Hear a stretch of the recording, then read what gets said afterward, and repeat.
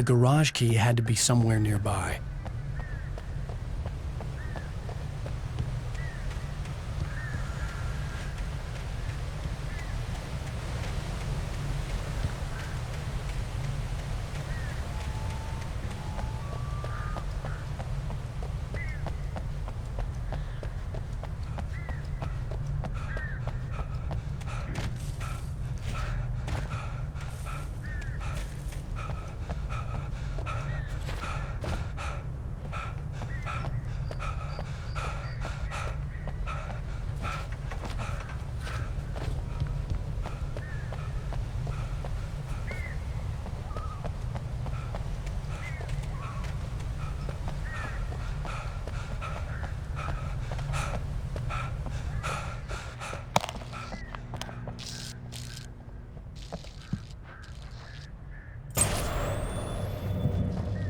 A story is not a machine that does what you tell it.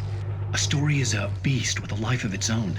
You can create it, shape it, but as the story grows, it starts wanting things of its own.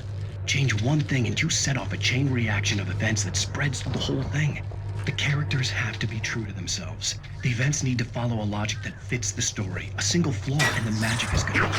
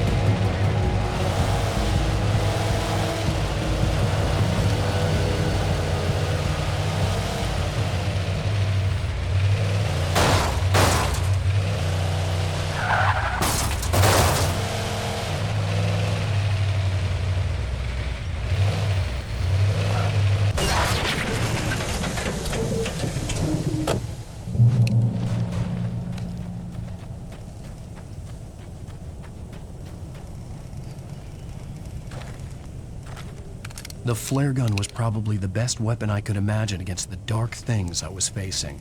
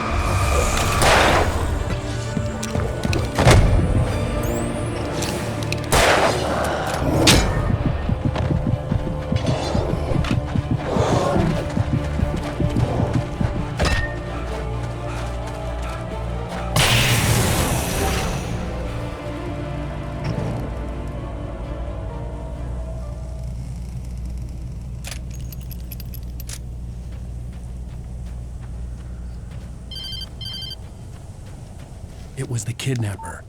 You son of a bitch! Where's my wife? Enough horseplay, Wake. You deliver the manuscript, and you can have your woman back. Simple as that. I don't... Listen. Listen. I'm gonna need time to finish it. I still need to write the ending. I need... a week. It's not done. I need a week. 2 days. The old Bright Falls coal mine is nearby. You can find it easy, city boy. The main building, there at noon. You bring the manuscript, you'll get your wife. If not, well, get me? Yes, I get you.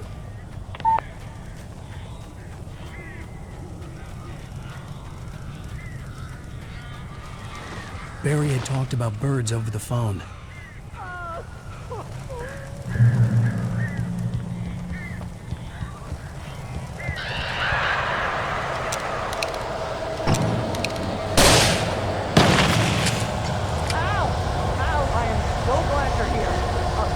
Got in here before I blocked the chimney. This isn't normal. These birds are weird.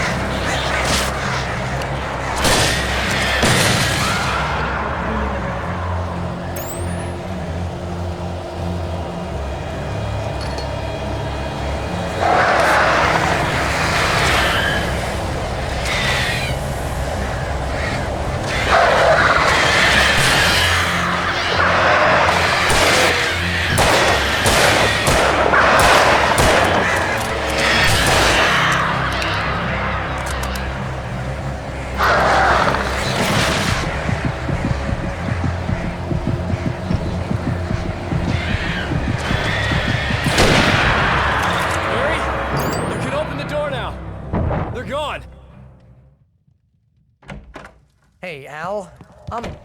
I'm sorry for thinking you were having a psychotic episode, man. I sent Barry to the town to ask around about a man fitting the kidnapper's description. He'd go through the archives of the local paper. Perhaps he could learn something. Anything about the island and the cabin that had disappeared. The man wanted a manuscript. I had to try to write him one to get Alice back.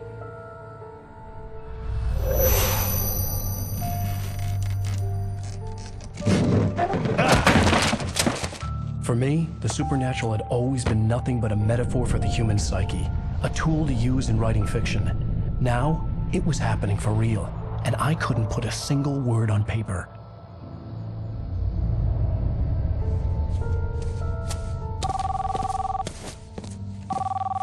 Barry Wheeler speaking. This is Rose. Rose? I found Mr. Wake's pages. Oh, you sweet, brilliant girl. Could you and Mr. Wake come get them? I live in the trailer park outside the town. We'll be there in less than an hour. I know. See you soon.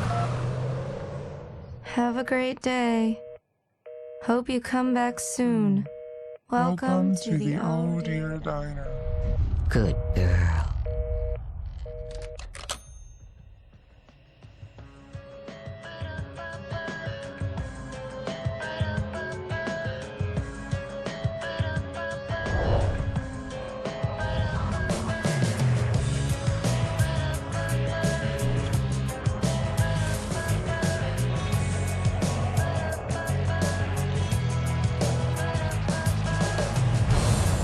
Come here. Pretty please, can you tell me where I am? You, won't you say something? Previously on Alan Wake, Alice... How the hell did she get her hands on the manuscript anyway? I don't know. She's resourceful. I told you were too hard on her. Listen, I found out all sorts of interesting stuff while I was digging around. Yeah. Mr. Wake, it's Sheriff Breaker. We have an FBI agent here, Agent Nightingale. FBI? He's anxious to see you. You'd better come to the station. Okay, I'll be right over, Sheriff. Let's make this quick, huh? Help you folks? Name's Randolph. I'm the manager. We're looking for Rose. Works as a waitress down at the diner. Rose, sure. Nice girl. Who wants to know? I'm Alan Wake. The writer, huh? I heard on the radio you were visiting. Well, I'll show you her trailer. That Rose, she's a nice girl. Always pays her rent on time. As I was saying, Al, I found all sorts of weird stuff from the local newspaper's archives. This place is crazy. Disappearances, mysterious deaths, urban legends come true, and get this, most of this stuff takes place around Cauldron Lake. Well, you ain't wrong, mister. The Indians thought the lake was a doorway to the underworld. I'm the God-fearing type myself. I don't hold with that sort of thing. Yeah, okay. Anyway, there was an island there owned by a guy called Thomas Zane. Now, some of the articles I found about him make him out to be a famous writer, but I ran a bunch of searches, couldn't find a single thing he wrote. Zane was heavily into diving, so much so that the place came to be called Diver's Isle.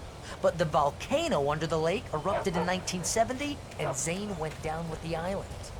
Yeah, how about that? It was there in the morning, as if it had fallen from the sky. But it would take a tornado to lift something like that. We're damn lucky it didn't crush any of the trailers.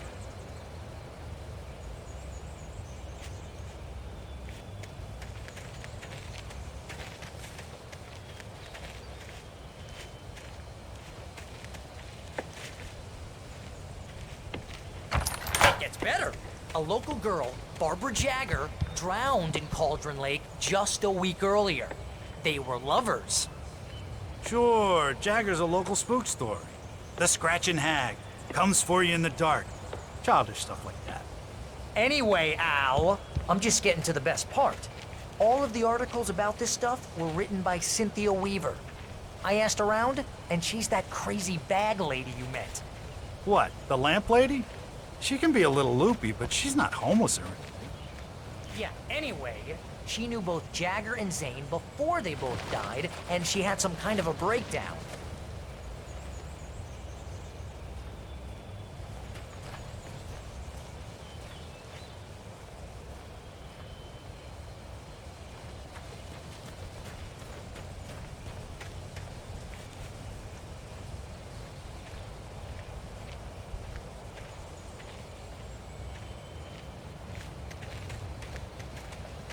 Well, mister, this here's Rose's trailer.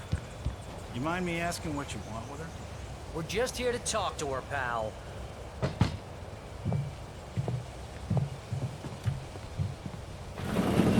Welcome to... Oh dear. Mr. Wake. I'm so glad you're here. Rose, you have my manuscript? Oh. Oh, yes. Yes. Please, come in. Hey, this is really good. Rose, Yes, my manuscript. I really need it. I understand. I know what you need. A muse to inspire you. Oh, for Barry? She doesn't have anything. Yeah, hey, Al? Al, what's... Oh... Barry! What? What?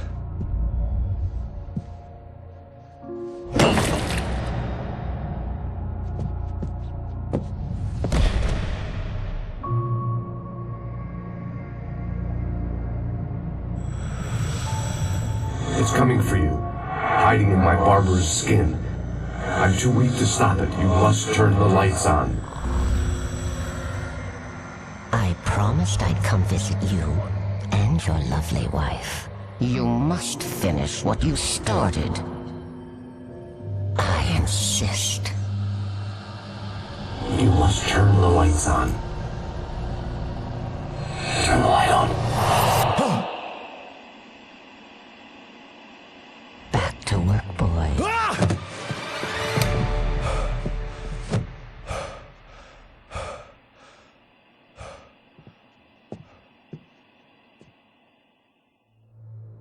I felt nauseous, hungover. Only anger kept me going. I can't tell reality from dream anymore, but it seems I have an imaginary editor to help me. She's an old woman in a funeral dress. I call her Barbara Jagger. She's very strict. I'm writing faster and faster. My manuscript is being heavily revised. The edits are getting very aggressive, and each day there's less of me and more of her. I hate it, but I know she's right. She promises me I can save Alice this way. She knows more of this than I Rose do. took a day from me. I had less than 12 hours left to meet the kidnapper. All I could do was get Barry into the car, work something out once I got on the road. The story seems